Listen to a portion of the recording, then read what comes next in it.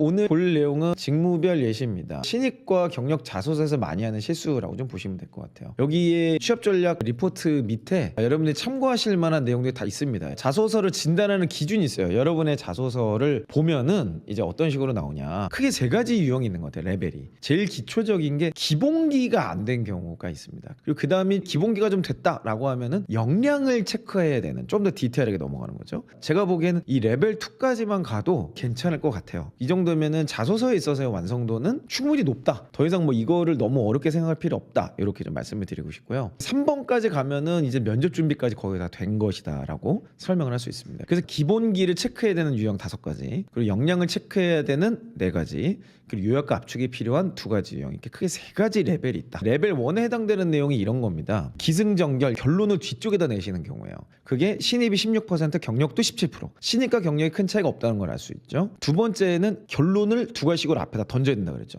결론은 2가지식으로 먼저 던지는 게 가장 중요한데 그 부분이 좀 안 되는 경우가 아직도 16%, 17%가 있다. 우리는 무조건 소제목에서 결론을 먼저 던집니다. 그 다음에 자소서는 지금 보내주신 분들에게서는 찾을 수가 없었어요. 그래서 제로가 나왔고, 그러니까 자기 경험이 아닌데 남의 경험 짜집기 한 것 같은 느낌이 물씬 풍기는 걸 이제 자소서라고 하죠. 세 번째는 추상적인 표현만 있는 겁니다. 은유적인 표현이라든지 아니면은 이렇게 생각합니다, 저렇게 생각합니다, 이런 내용들이 이제 많이 들어가는 거라고 볼 수 있습니다. 추상적인 표현만 있는 게 주로 신입이 13%. 아무래도 그럴 수밖에 없겠죠. 추상적인 표현으로만 구성을 했다. 이건 뭐죠? 구체성이 떨어진다는 얘기예요. 구체성이 떨어져서 자소서의 완성도가 매우 떨어져 보이는 그런 유형들이 많이 보인다. 그 직무 이해가 없으면 제로인 이유가 뭐냐면, 제가 필살기 질문에 분석을 했어요. 그다음에 성공 경험이 아닌 것을 쓰시는 분이 여전히 많더라. 성공 경험이 아니면서 기승전결로 쓰면서 추상적인 표현으로만 쓰면 그런 경우는 보통은 기본기부터 체크해야 된다. 필살기가 뭔지부터 점검해야 된다라고 여러분들이 보시면 되겠습니다. 이거는 대부분 경험 셀렉션으로 돌아가야 됩니다. 그래서 2단계에서 필요한 거는 비례체를 사용해야 된다라고 이해를 하시면 좋겠다. 두 번째는 역량을 체크하는 유형이 됩니다. 이거 레벨 2라고 볼 수 있는데, 사실 2단계가 제일 중요합니다. 레벨 1은 자소서로 거의 뭐 평가하기가 쉽지 않다. 면접에서 굉장히 어려움을 겪을 확률이 높다. 이렇게 보시면 되고, 레벨 2는 이제 자소서는 여기에서 어딘가 왔다 갔다 한다면 자소서의 합격률은 굉장히 높아질 겁니다. 다만 면접에서 합격률이 어떨 거냐가 왔다 갔다 될 수 있는, 이렇게 생각이 들 수 있겠죠. 그래서 중요한 거는 4가지가 정리가 되면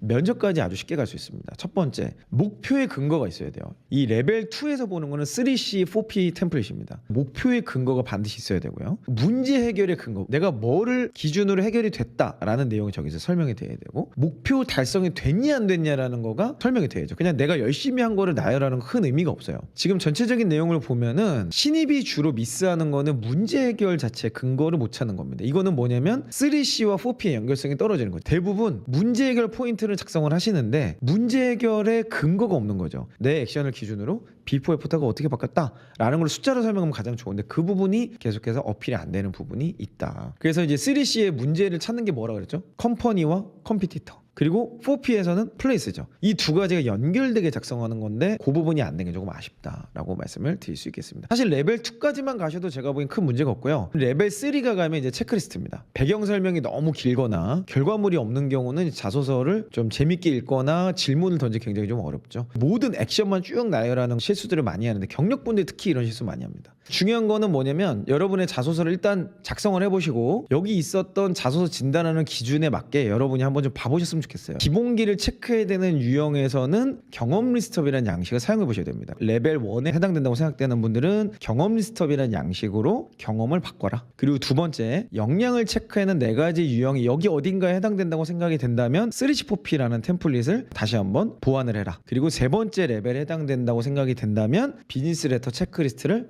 활용해라. 양식을 제가 연결해 놓을 테니까 그 양식을 참고해 보시면 좋겠습니다.